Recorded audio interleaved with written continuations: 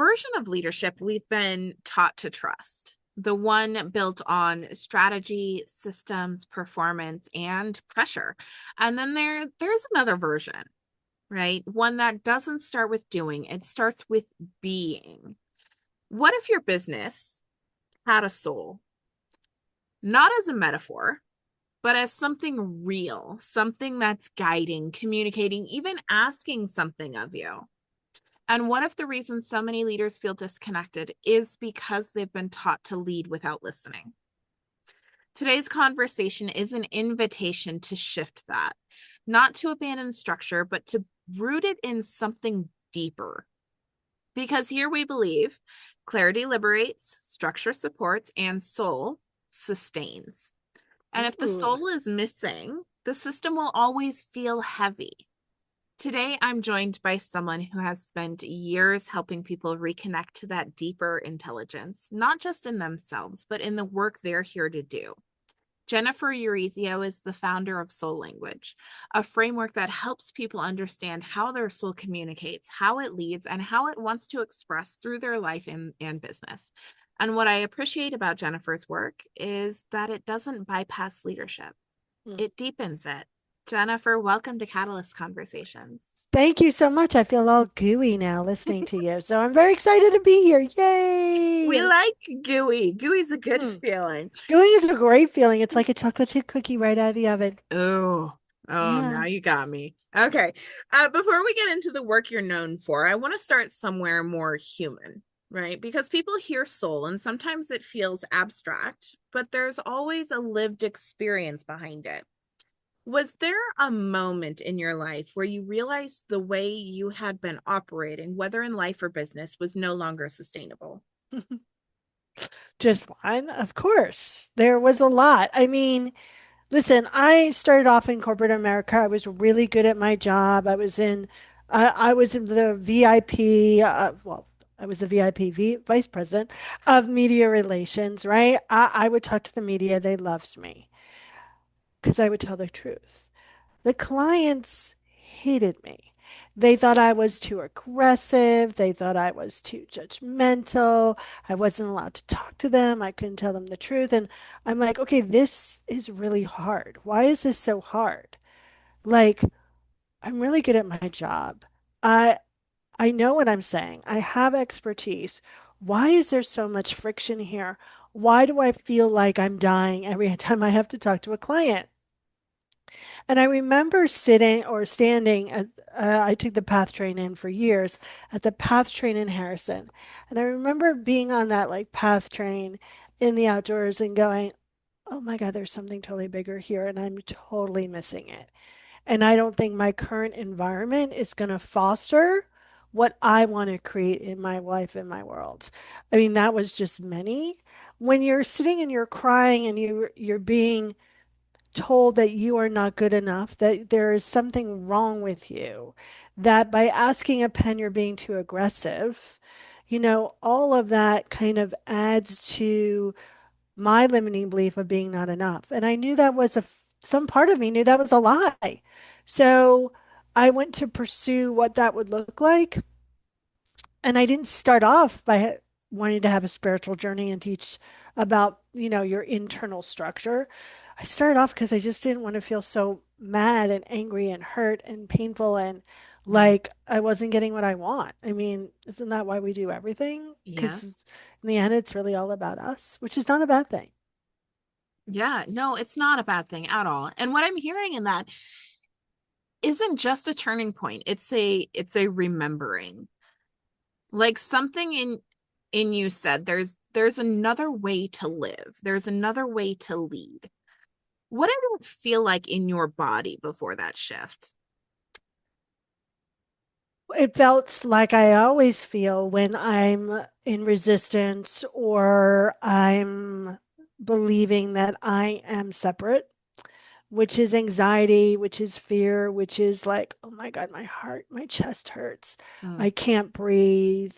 You know, angry at the dog, but you're really angry at that cat feeling. Like, for me, I was screaming at bank tellers because I don't know, they just set me off, right? Like, really feeling out of control, like the world is happening to you in your body and not through you. And as I evolve, right, those my resistance, my disconnect does always feel same in my body.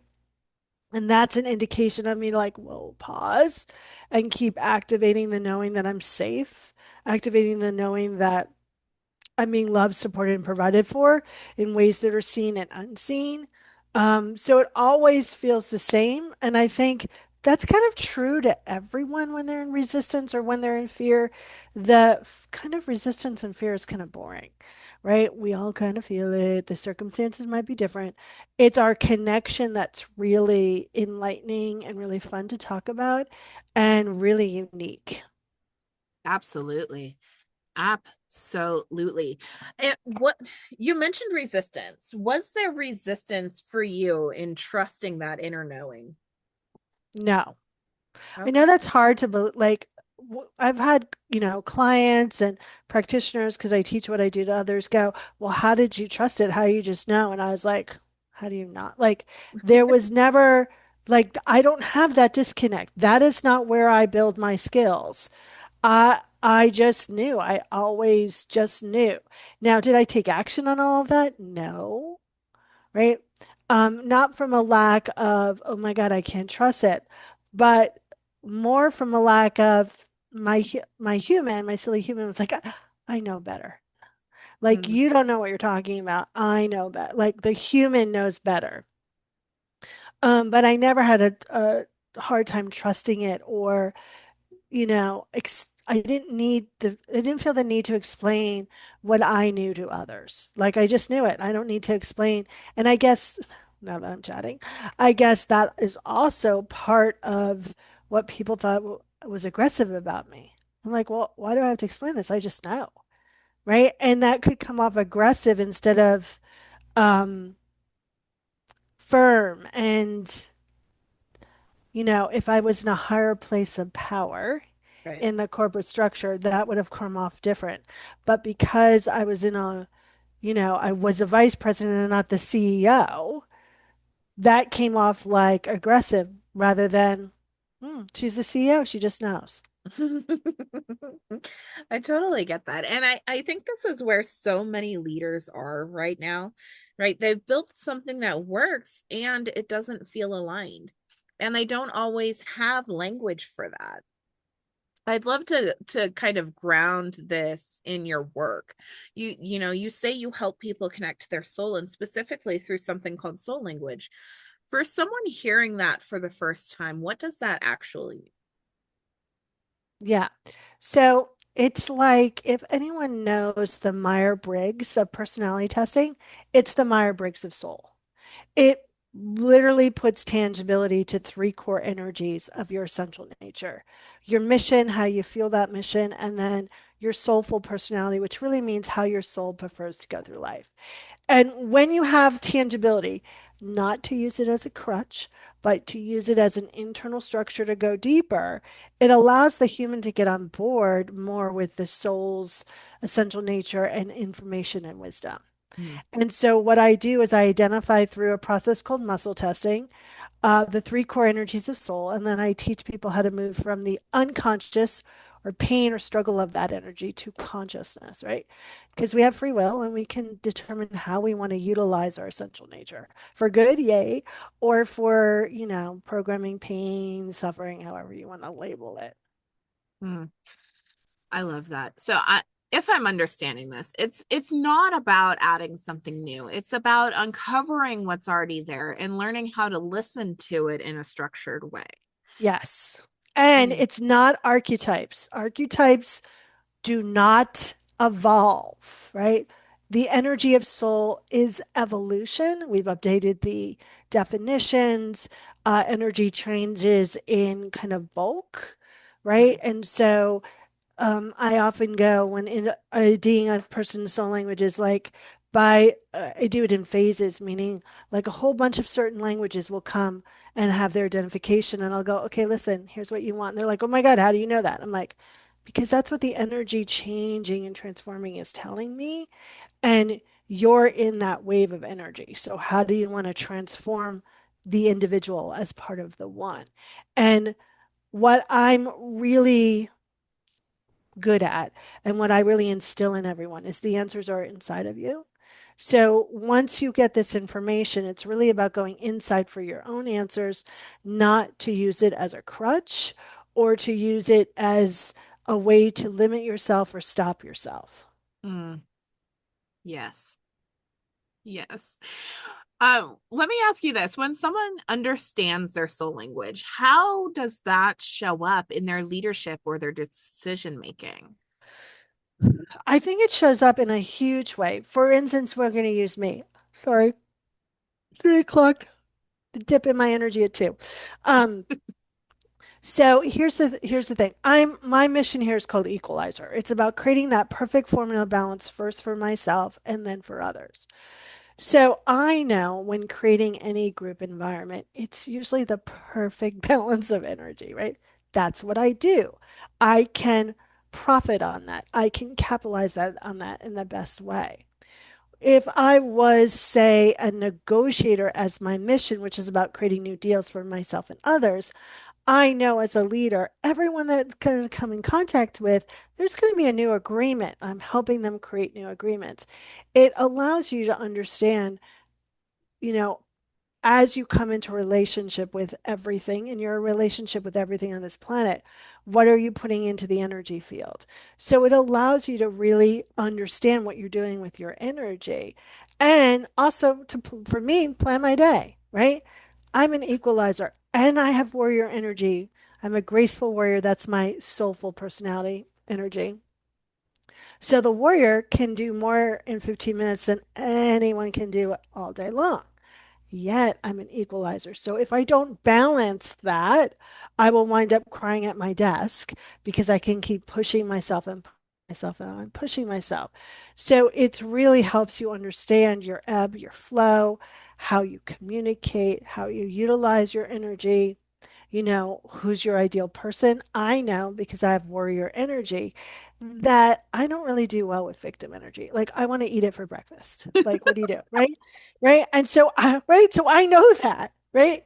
And I've really been clear in my internal and external marketing of who I serve because I don't want to hurt anyone, right? And the warrior just gets all, even if I'm not saying anything, my energy will be very confrontational to victim energy. So it really helps you understand a lot about how you go through life and how you want to create your existence. Mm. I see such a powerful intersection there. And I Yeah. mean, Yeah. eating it for breakfast. Let's go.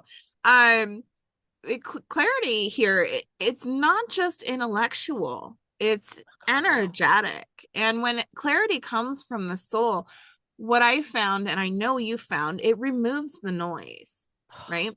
Structure Yeah. becomes lighter, decisions become cleaner, and leadership oftentimes becomes way less performative, right? Yeah. It's like a dance of ebb and flow, right? Of energy. When you're doing leadership with your head, you spend a lot of time doing leadership through survey. Well, let me see what blah blah thinks, and let me see what blah blah blah. And by the time you're done, you're so confused in your decision making process that you don't know what really is the in alignment step to take. When you do it with energy and who you are on a soulful level, there's a new foundation. One, there's no competition, right? You know that it's a win-win situation for everyone, and then that is the foundation that you create from. You are conscious enough to lead and be led. A lot of leaders cannot be led. We see this hugely at this time in our political landscape, right? Like, what, right? And you also know that you don't have everything you need to know in your space. Meaning, yes, you can go in and get the right answer, but sometimes the right answer is you need another human being to help you do this. So you become the full embodiment of what is possible for you rather than clawing your way through things and having to, I see so many leaders afraid that they're going to be surpassed by the people that they work with, that they live in scarcity, so they don't have a generous mindset for themselves or for others.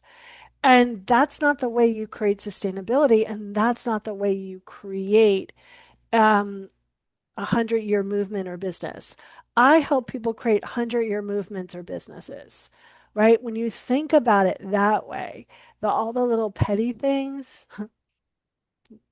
why bother? Hmm. Like, why bother? Why bother? Yeah. Well, let's go deeper into this idea that business has a soul.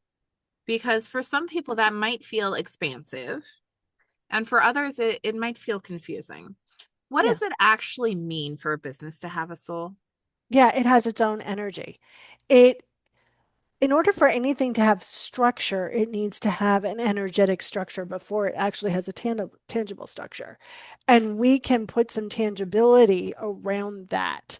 So if you don't like the soul, the word soul for your business, you can talk about your business energy.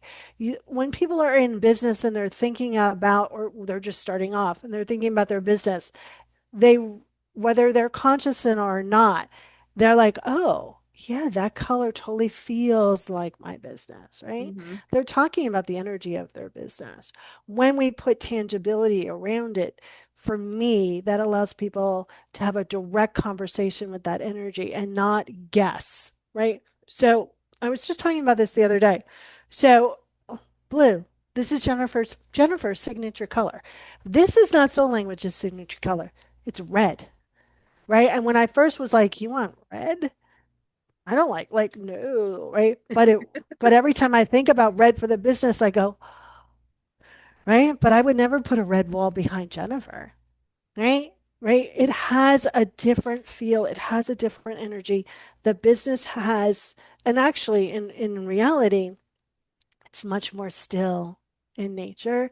It's much more loving, right? I got that warrior energy. The business does not. Mm. Right.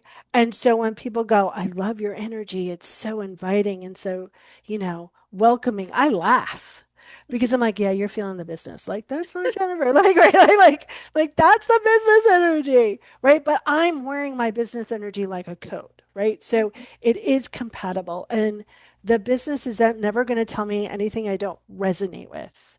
It will tell me things I'm in resistance about. Mm. Right. But it's never going to go, you know, move to Alaska and start a farm. No, because I would never resonate with that. Right? Like, Right. right? Right. So it actually gives people a lot more freedom when they think about having their business as energy rather than feeling like they have to do it all alone. Now you have another whole partner to create what you want. And your business has been designed to do something bigger first for yourself and then for others. And most people forget about first for them, Mm-hmm. right? Absolutely. What I'm hearing is instead of business being something we control, it becomes something we're in relationship with and work in Yes. harmony with. If you're lucky and you're doing the work, yes. Right. I've literally broken up with my business over a weekend. Like, listen, I'm not feeling you. Like, I'm cranky. I know this is all about my stuff, but I'm just going to break up with you over the weekend. And then we can get back together on Monday, right? Because I need the space. The business doesn't need the space. I need the space. And I think so often people, when they're in this push pull with their business, they don't realize like it's really all about you, right? Your business is pure energy. If you put goodness and love and consciousness into it, it will expand. If you put your crap in it, it's going to. Mm, yeah. I love this conversation so much. Let me ask you this. How does a leader begin to listen to their business? Yeah. Sorry. Everything went, there's so much to say. Okay. I think the first step is for the leader to understand where they're not listening to themselves and start there. then they can move on to their business. And the most powerful question you can ask your soul or the soul of the business is, what do I need to know today?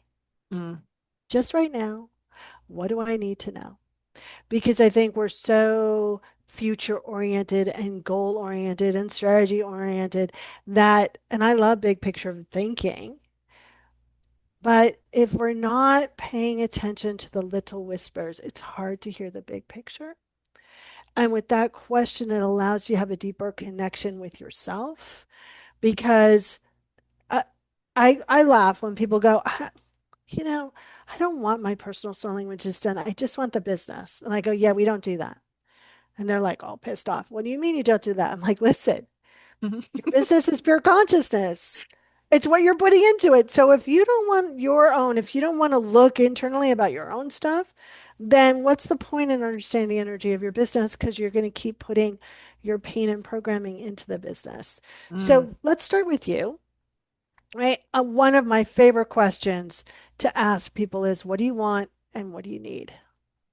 mm, Because so often they're not really addressing what do they want and what they need.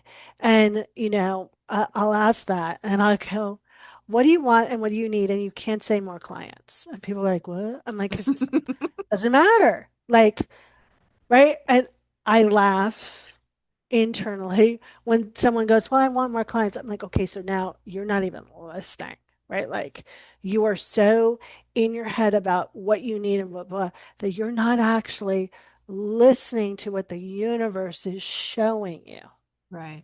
right?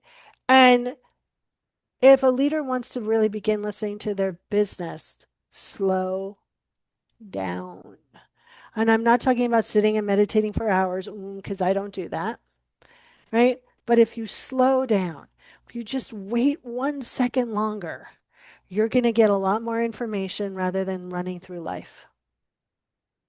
Yeah. Yeah.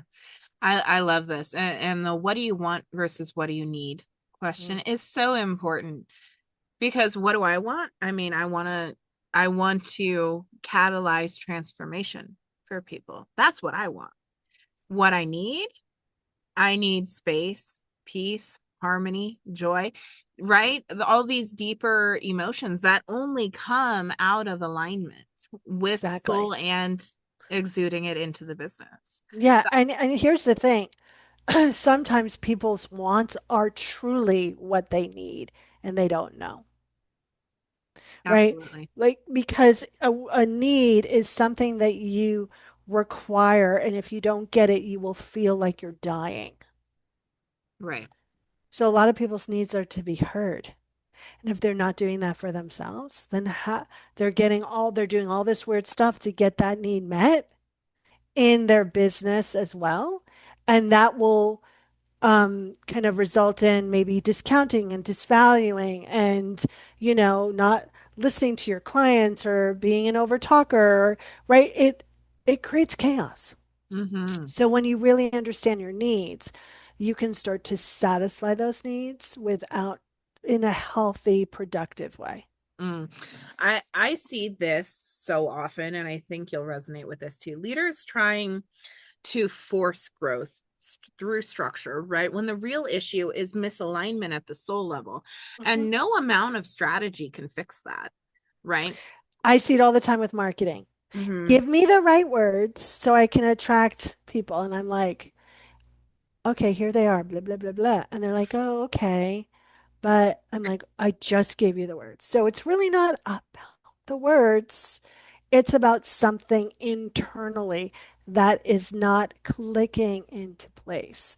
Right. Whenever we're looking externally for the answer, we know that that is an internal structure kind of realignment that we get to create or do internally before we can do the externally. Mm. How would you suggest that someone harmonize intuition and structure in business? I think the way we do that is by what I call conscious gardening. Mm. There is an internal action and an external action to every thing you want to manifest. Sometimes you get an external opportunity, you have to do the internal. Sometimes you get the internal and then you get to do the external. And sometimes it happens like the chicken and the egg. So the way you harmonize the strategy and the structure is really understanding your full body yes, right? If it's not a full body yes, it's definitely a no. There's no such thing as maybe. There's none now, right? But if it's not a full yes, you don't do it. And also being willing to say no to things, especially when it comes to structure and strategy, Mm, right? Like a lot of people are like, okay, so you need to do a funnel and blah, blah, blah. I'm like, right. And I'll hear people go, that doesn't really resonate with me. And I go, does it not resonate with you or are you in resistance? Let's see if you're in resistance. Let's tear down the resistance. And then you can determine if it doesn't resonate with you. absolutely. Right? And I think that intuition and subtle differences of that information, and intuition is just your soul speaking to you, right? It will help you determine or pick the strategy that best aligns with you and your business. Mm, such a good conversation. So many nuggets here. For someone listening right now who feels disconnected, overwhelmed, stuck in all these heavy emotions, what's one way that they can begin reconnecting? I th- Now. yeah, I think the first step is to know if all of that feeling is yours, right? If you're highly intuitive, you're picking up on the mass consciousness and you need to separate your energy from the mass consciousness. So the first thing is just to ask yourself, is this all of mine? If you get a yes, then we can do internal. If you get a no, just offer it back. You don't even have to know where it goes or whose it is. Offer it back with love. Um, and then the next internal, if it's all yours, I think it's really about speaking to those parts of you that are creating the fuss, right? Mm, And it's probably a younger part of you. And sitting down and having that heart to heart, knee to knee. And most people hate to do this part, right? I hate to do it too, right? Like it's like, oh God, I got to talk to my younger self, right? Like I get it. But that's really where the goal is, right? And sit down and ask that younger part of you, what do you want? What do you need? How can I support you? And when all else fails, you activate safety in your body. So I do activations, not affirmations. Activations works with the body's lack of free will to activate it on a cellular level. And we call the body divine intelligence.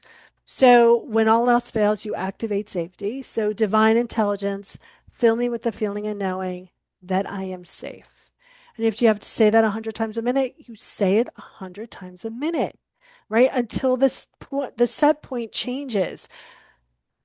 Transformation is not like Velcro. You don't set it and then it just stays on forever, right? right. It's actually an active participation. You have to keep making the choice. Right. I look at it as tools that you have in a toolbox that you continue to call on because life continues to happen, right? Mhm. And your homeostasis will change, and that's what you're pointing to. Your set point is the homeostasis. And the homeostasis is designed to keep you safe. It's designed to keep you stuck in a lot of cases. So it does take a lot of work. It's not a one and done situation. Good God, no. And here's the thing that I love this metaphor that you're using. So the blood, which is homeostasis, that's its goal, right? Will Mhm. steal everything from every part of you to keep that at normal, right? And so by the time you get a blood drawn and they're like, whoa, your blah, blah, blah is way out of control, right? That has been happening for a while and it's leached out everything, Yeah. right? And so while you're in this connection with your soul, right, it's really about allowing the human to know that they're safe being vulnerable in this connection because it can feel very vulnerable, right? Mm, And going, okay,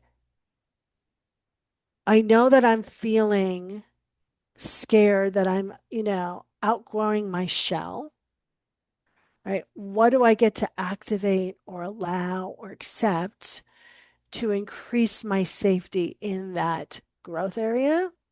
And I always activate that I'm safe in the unknown. Right? I'm safe in the unknown. There's a lot of unknown stuff here. I'm safe in the unknown. So I can pause and in that safety make a decision from that frequency versus from um, protection or fear. Mm, so good.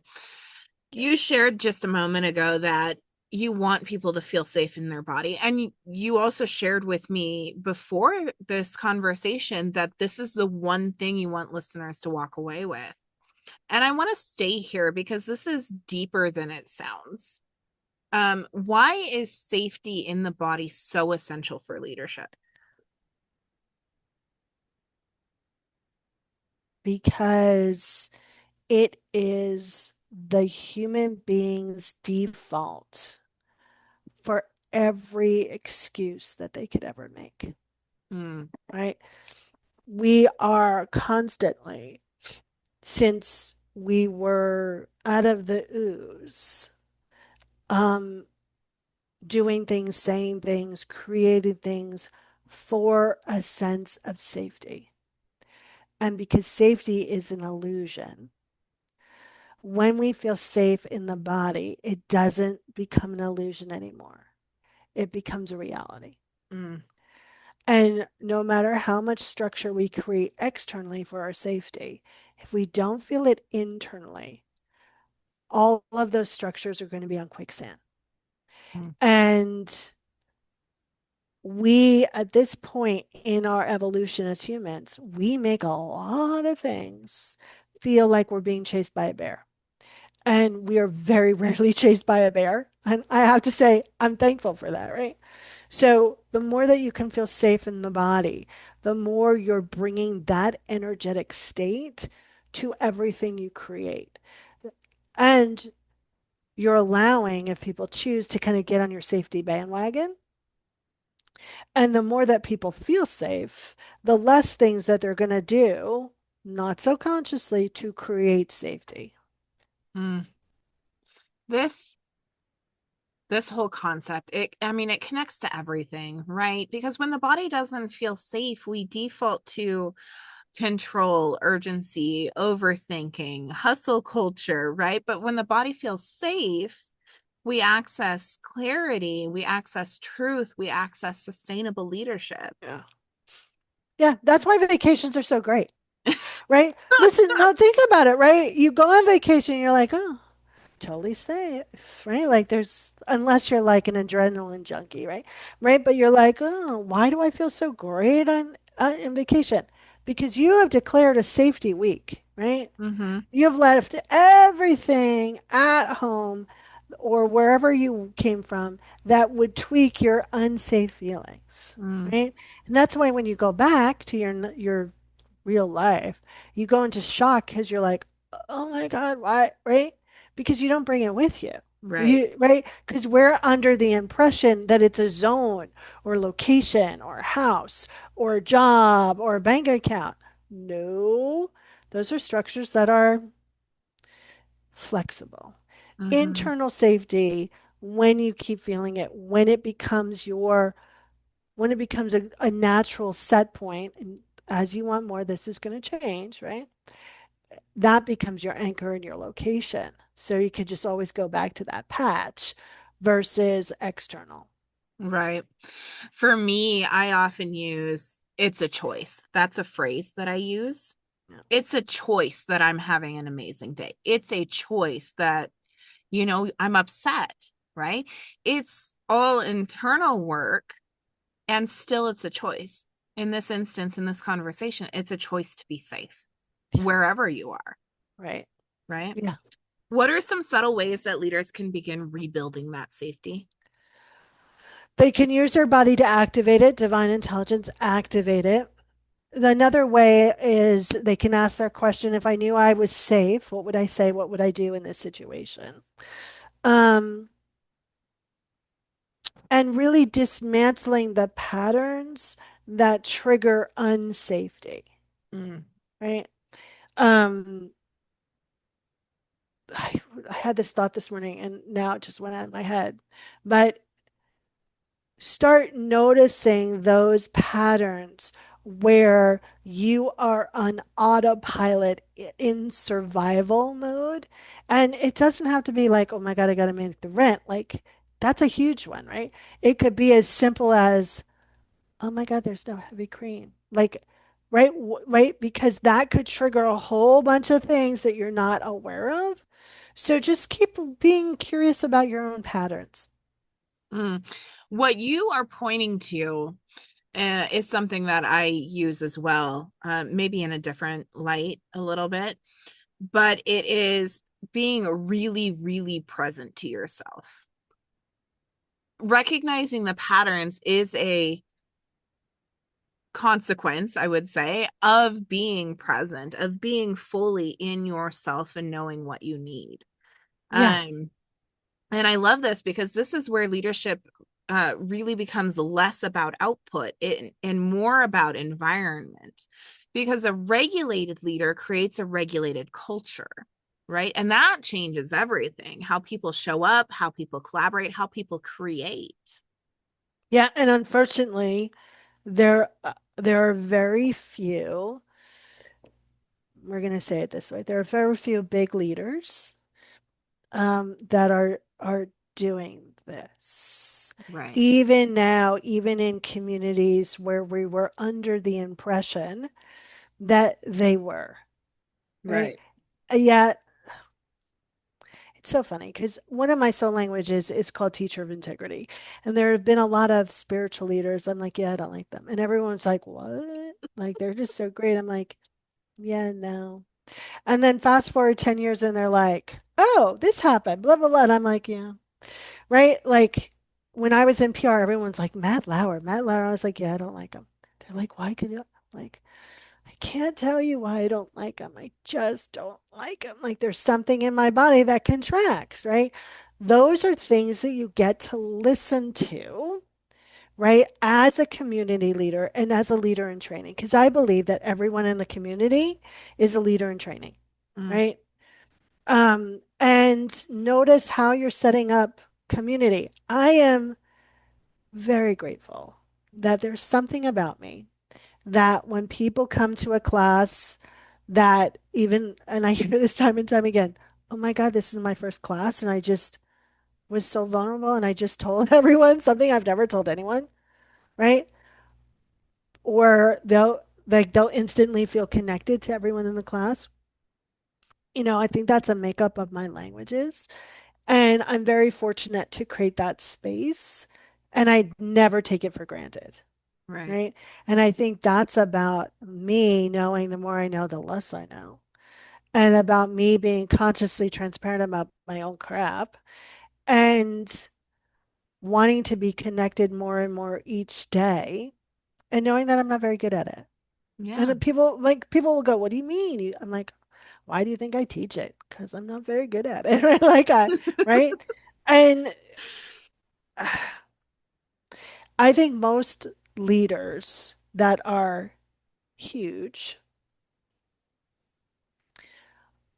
don't really have in mind who they're leading, Mm, right? Their mission for leadership is really about having their own needs met, like a spoiled child, mm. which is sad. It's sad. It is sad. That's kind of a depressing thought. And I would point to as well, it's not just, I mean, everything you just listed out, of course, but it's also on a foundational level, you being willing and able and so inspired to do the work for yourself too. I mean, listen, it's self-centered, right? Like, Right. I don't really like to suffer. It's not my strong suit. So, right? So, oh, but I'm really good at it, by the way. I don't like it, but I'm really good at it, right? And so the more work I do internally, it's really about less suffering. And then I give from the overflow, the spillover. Right. Yeah. I have loved this conversation. Thank you. I'm gonna do something fun with you. I'm gonna shift us into a quick lightning round. Oh, I Okay. love lightning rounds. Yay. Okay, so first response. whatever comes through. What does aligned leadership feel like in your body? It feels exactly like the way I feel when I'm connected to the divine. It feels like driving in a car with a convertible top down to down the highway in California with the sun on my face. Okay. One belief about business you had to unlearn. That that just because you can see that someone needs your help doesn't mean that they actually want it. Mm, so good. What does clarity mean to you beyond strategy? Ease. Mm, a practice that keeps you connected to your soul daily. Uh, the first response is walking the dogs. Mm, Like, right? Um, you have to be very present with my dogs. Um, and there's two of them, and one will pull you one way, and the other one will pull you the other way. And it's really about being mindful, being connected, and not succumbing to yelling or directing or pulling, right? It's about allowing them to lead me where they want to go and knowing when I need to lead them back home. mm, love that answer. Last one. What is leadership asking of us right now? To be better, Mm, right? To be better, to be whole and complete, to be the individualization of the one, not to give up, to look around us and go, we got this, and not fall into the traps. mm, so good. Thank you.